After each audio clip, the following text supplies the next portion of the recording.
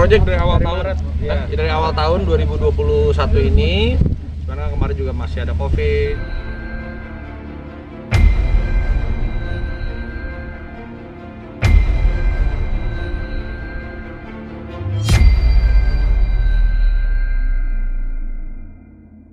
Seperti apa sih artinya ini project sudah dari kapan dipikirkan dan seperti apa nih akhirnya terrealisasi tahun ini?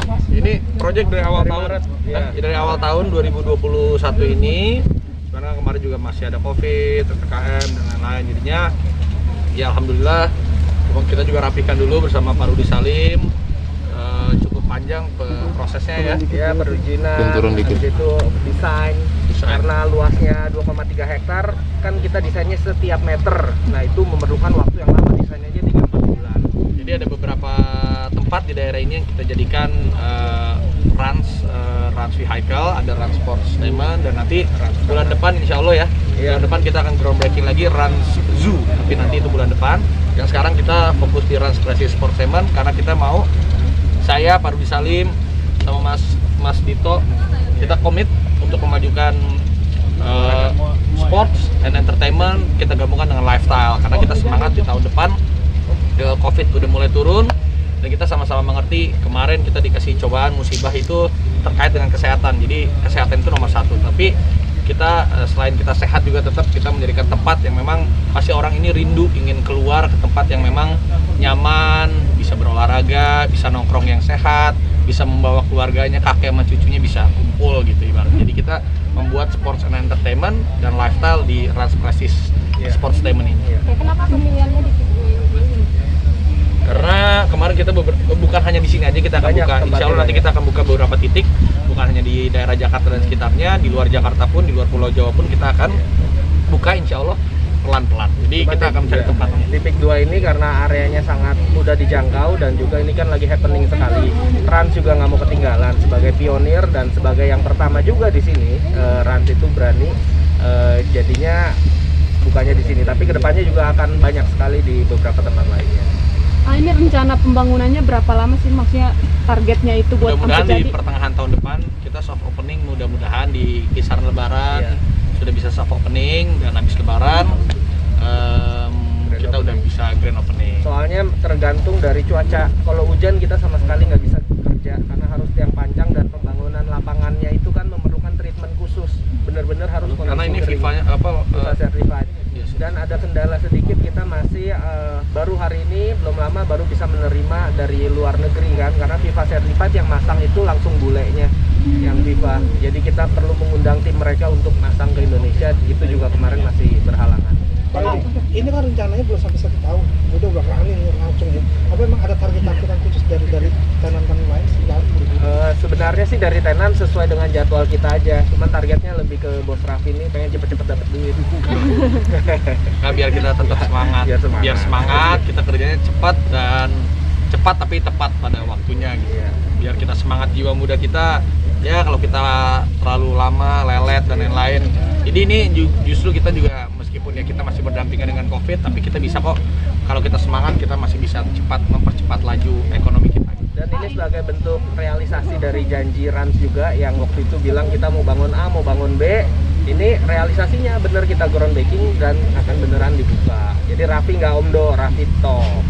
Ini gelontorin berapa dana berapa sih sampai kan ini kan 2 dia nih yang 2 hektar Ya udah kan tadi ini kan seperti yang saya bilang, tanahnya ini 2,3 hektar per meter tuh 40 juta, tanahnya aja sebenarnya di atas 1 triliun. Lalu bangunannya ini sekitar 8 juta per meter. Bangunannya itu ada hampir 11.000 meter. Ya, jadi ya lumayan lah, lumayan. Jadi nanti nggak mau hitung-hitung ya kalau begini. Saya sih tahu ini aja, saya sih iya aja saya iya. Itu value tanahnya segitu. Bisa dilihat kok per meter berapa harga tanahnya. Nah, dikaliin 23.000 meter. Kan gitu. Raffi dan Mas Rudi ini kan selain stadion juga ada untuk jadi tempat pertunjukan juga ya. Nah, apakah mungkin ini jadi keresahan Raffi Ahmad juga di Jakarta, di area Jakarta kurangnya tempat untuk acara pertunjukan gitu? Ya sebenarnya sama-sama lah, kita kan restart lagi dari nol. Ya tahun depan juga banyak pelaku-pelaku industri, ya konser-konser juga mereka pingin hidup kembali. Tapi kita juga di sini memang membuat satu tempat yang di sini tuh bisa kita gabungkan sport, e-sport, konser musik juga bisa kita gabungkan. Tapi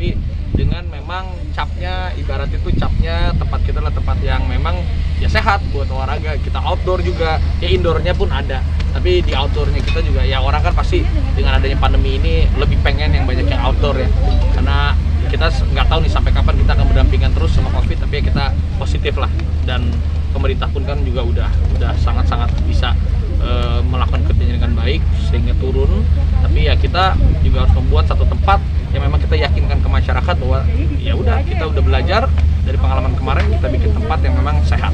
Dan Rans juga bukan cuma fokus di entertainment dan lifestyle makanan, Rans juga ada divisi e-sport, yang mana di sini juga ada area e-sport. Jadi area indoornya itu yang tadinya lapangan basket dan lapangan futsal bisa dirubah menjadi tempat pertandingan e-sport untuk mendukung e-sport di Indonesia, yang mana Rans juga sudah punya tim e-sport. Mas Rudi sendiri seberapa besar pengaruh dari nama besar Mas Raffi untuk kelancaran proyek besar ini? Intinya kagak ada Rans, kagak ada Raffi, saya dan beberapa partner lain kagak mungkin mau. Sudah hanya karena ada Rans. Kita sama-sama lah. Tadi juga boleh jelaskan balik modal jadi 2 kali lebih cepat. Jauh lebih cepat karena memang influensial dari Rans Entertainment dan Raffi itu nggak ada tandingannya. Target marketnya juga sangat luas, mulai dari A, B, C, D, semua ses itu dapat, sosial ekonomik status A sampai E itu dapat.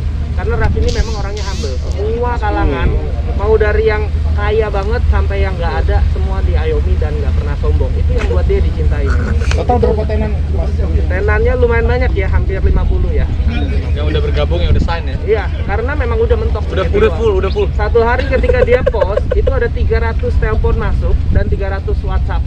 Itu sampai karyawan kita bilang, "Pak, ini nomor pribadi." Oh iya, lupa. Karena nomor pribadi yang dicantumkan gitu. Jadi waktu itu di pelangnya kita kan bilang bismillah, mudah-mudahan lancar ya. Oke, kita juga mencari tenan gini-gini, udah nggak nyampe seminggu. Nggak nyampe full.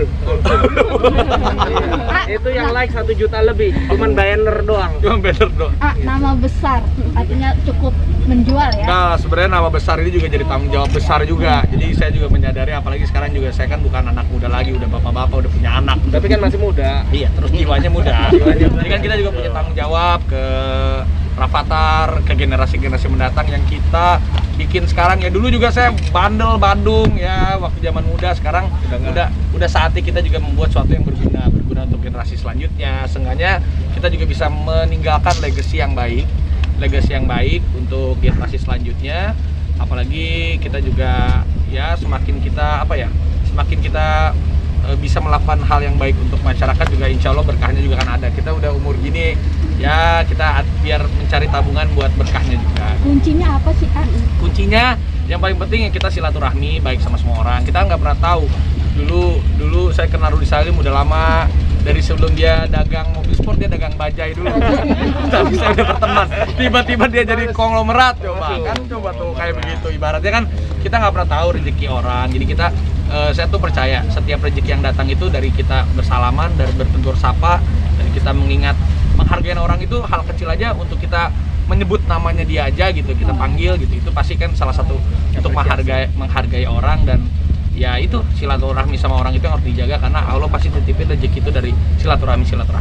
Jadi predikat sekarang gelar pebisnis sekarang, bukan selebritis lagi, sekarang apa aja pebisnis sih kalau besar. saya mah apa aja, yang penting apa aja, karena selagi kita masih bisa hidup, selagi kita masih bisa fight, ya apa aja kita kerjain. Ya bisnis belajar dari teman-teman, di entertain juga masih saya tekunin, cuman karena ya udah akhir-akhir tahun ini anak bayi juga kan udah mau lahir, jadi dikurangin sedikit. Nanti tahun depan ya syuting awal tahun ya kita udah mulai syuting lagi. Sekarang lebih ngurus ke bisnis sih, karena Rans juga kemarin kan udah mulai kita ada beberapa juga perusahaan-perusahaan raksasa yang sudah bergabung sama kita juga. Jadi Rans ini lagi coba kita kuatkan di korporasinya. Kemarin juga alhamdulillah Mas Kaisang juga udah bantu jadi komisaris, ada perusahaan Remtek juga, Pak Rudi juga ikut gabung, Mas Dito juga. Jadi setiap sub-subnya kita mulai open bekerja sama banyak pihak, supaya ya ini generasi sekarang saya pengen kasih tahu ke anak-anak muda yang lain, ya ibaratnya kayak Rans ya, saya juga berawal benar-benar sendiri, tapi kita punya visi, kita kerja keras, kita kembangkan, kita mencoba buka link sebesar-besarnya. Nanti kita akan mendapatkan banyak partner. Kalau partner kita bersinergi, kita juga akan maju bersama.